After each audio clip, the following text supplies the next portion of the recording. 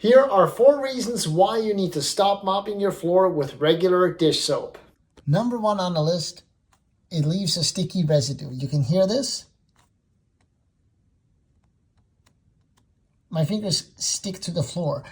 If you mop your floor with Dawn dish soap or any other dish soap, that stuff is not designed for mopping floors.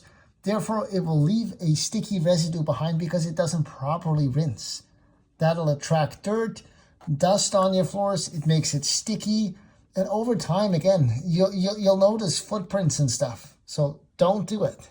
Number 2, you will definitely start noticing streaks on the floor. Even if you use proper mopping techniques, if you use something like Dawn dish soap or any other regular dish soap for that matter, you're gonna end up with streaky looking floors, and nobody wants that.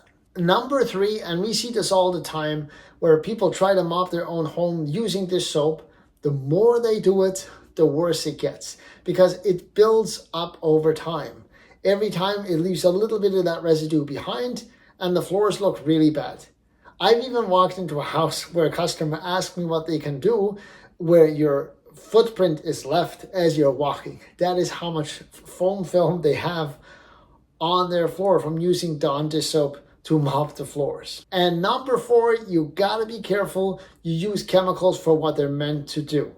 If you use Dawn dish soap or something other that is meant for dishes, you could very much cause damage to your floor, right?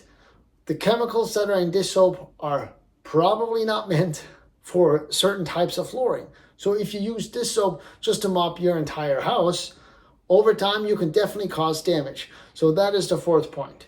So keep those in mind. And if it's already too late and you've done this and you say thanks for nothing, here's what you can do. If your floor is all streaky and has a film on top and it looks nasty, use white vinegar with some warm water to clean it. And then once you've mopped it thoroughly like that, go over it with just water to make sure it's nice and clean and that residue is gone.